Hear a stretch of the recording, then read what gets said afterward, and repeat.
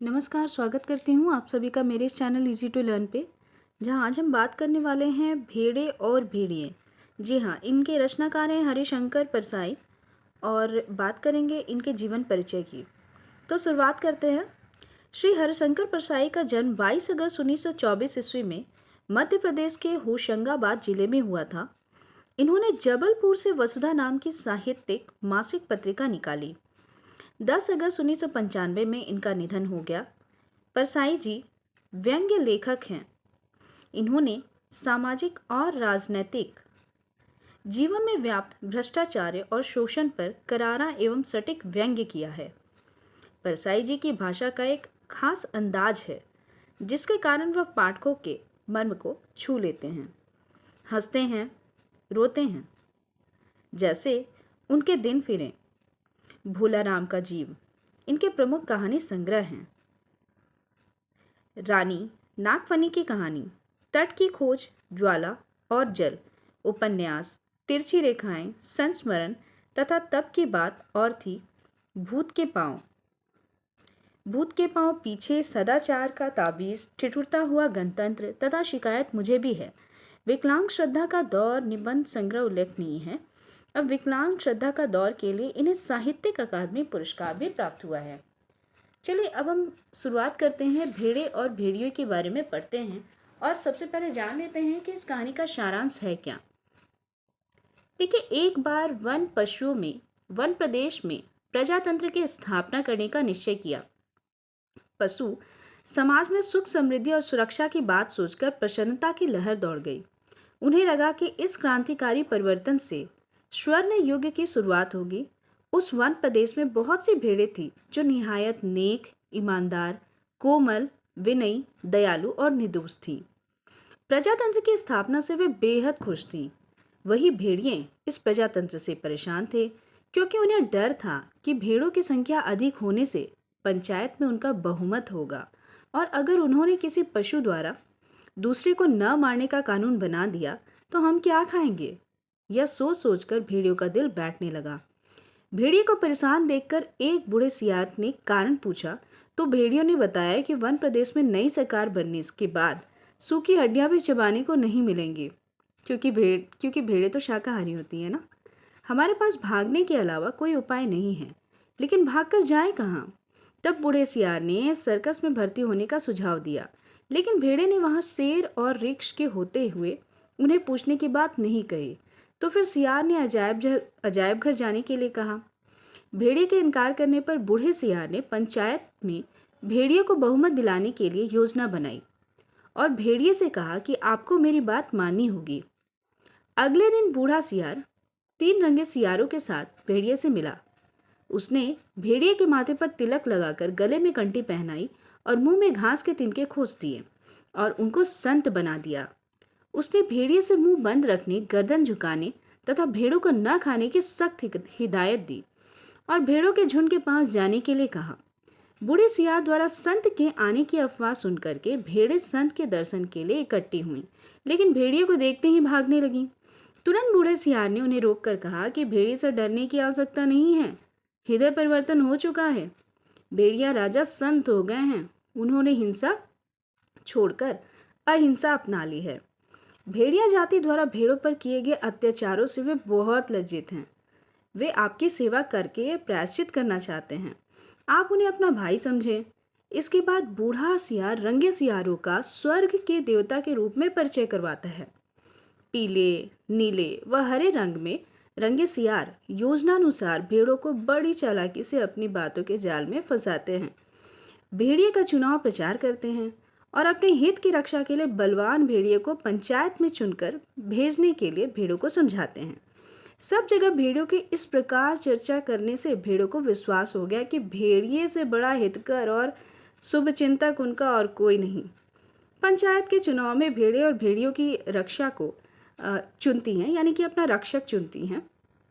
भेड़िए पंचायत में उनके प्रतिनिधि बन जाते हैं। बूढ़े सियार की योजना बिल्कुल सफल हो जाती है। बहुमत पाते ही भेड़िया पहला कानून बनाते हैं। हर भेड़िए को सवेरे नाश्ते में भेड़ का एक मुलायम बच्चा, दोपहर को पूरी भेड़ और शाम को आधी भेड़ खाने के लिए दी जाए। तो ये है भेड़े और भेड़े की कहानी का सारांश। अब ये सारांश जानने के बाद हम जानते हैं कि इस कहानी का आखिर उद्देश्य क्या है। देखिए, लेखक ने कहानी के माध्यम से यह तथ्य उजागर किया है कि भेड़िया यानी कि नेता, भेड़ें जनता, आप, हम का प्रजातंत्र के नाम पर सीधे सीधे लोगों को कैसे छल जाते हैं। बड़ी धूर्तता के साथ शोषण किया जाता है। इसके लिए बुद्धिजीवियों का सहारा लिया जाता है। जनता की रक्षा करने का प्रलोभन देकर उनका शोषण किया जाता है। प्रस्तुत लेख हमें समाज की राजनीतिक अवस्था के प्रति जागृत करने के लिए ये संदेश देते हैं। लेखक ने भेड़ों और भेड़ियों को प्रतीक बताकर राजनेता और राजनीतिक व्यवस्था का चित्रण किया है। राजनेता चुनाव जीतने के लिए भोली भाली जनता को तरह तरह के वायदे और प्रलोभन देकर चुनाव तो जीत जाते हैं, लेकिन चुनाव जीतने के बाद वे अपने वादे से मुकर जाते हैं या वादा पूरा करते हैं। इस तरह जनता का शोषण तो होता ही है। इसलिए हमें सदैव सतर्क रहना चाहिए और अपने अधिकारों का सही प्रयोग करना चाहिए। जानते हैं अब इस शीर्षक की सार्थकता क्या है। देखिए, भेड़े और भेड़िए कहानी का यह शीर्षक पूर्णतया सार्थक है। भेड़े और भेड़िए को लेकर ही कथानक आगे बढ़ता है।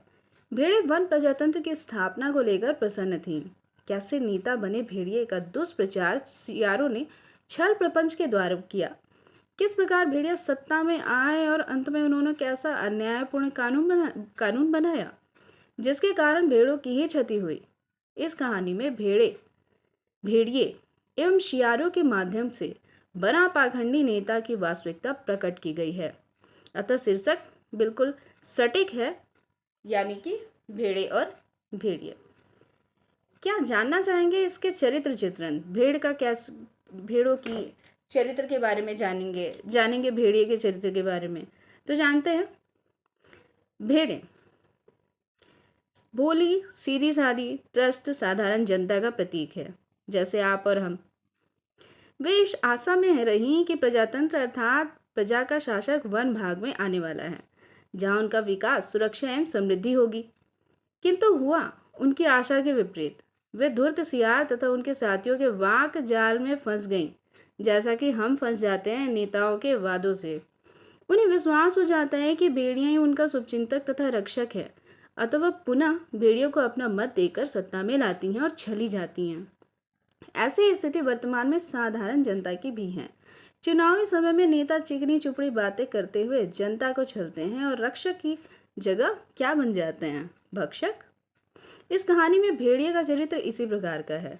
जनता जिनको अपना रक्षक समझती है, सही रूप में वो उनके भक्षक हैं। देखिए, भेड़िए के बारे में अगर बात की जाए तो भेड़िया स्वार्थी एवं पाखंडी नेताओं के प्रतीक हैं। चुनाव निकट आने पर वे अपने आप को संत, महापुरुष, परोपकारी दिखाते हैं। वे चुनाव प्रचार में मिथ्या वादे करते हैं। वे अपने घोषणा पत्र में जनता को आकर्षित करते हैं और आदर्श दिखाते हैं। कुछ लोग चापलूस व्यक्ति होते हैं, जैसा कि इस कहानी में है सियार। जानते हैं सियार के बारे में। देखिए, सियार नेताओं के निकट मंडराने वाले चापलूस व्यक्ति ही है ना। सियार उनका प्रतीक है। ये नेताओं के इर्द गिर्द मंडराते हैं, उन्हीं के टुकड़ों पर पलते हैं और अपना स्वार्थ सिद्ध करते हैं। जनता के मध्य उम्मीदवार नेताओं का असत्य प्रचार करते हैं, झूठ बता रहे हैं ना। यहाँ पर भेड़ियों के बारे में तो सियार ने झूठ बताया, जैसा कि हमारे साथ भी होता है। बूढ़ा सियार राजनीति के दांव पे जाने वाले अनुभवी व्यक्तियों का प्रतिनिधित्व करते हैं। ये जनता की मुख्य समस्याओं से भलीभांति परिचित रहते हैं। उन्हें ही चुनाव के समय मुख्य मुद्दा बनाकर झूठे वायदे करते हैं। आज भी चुनाव के समय पानी, बिजली, आवास, रोटी, शिक्षा, व्यवसाय आदि मुख्य समस्याओं को दूर करने पर बल दिया जाता है, किंतु सुपरिणाम बहुत कम ही आते हैं। अंततः जनता ही चली जाती है।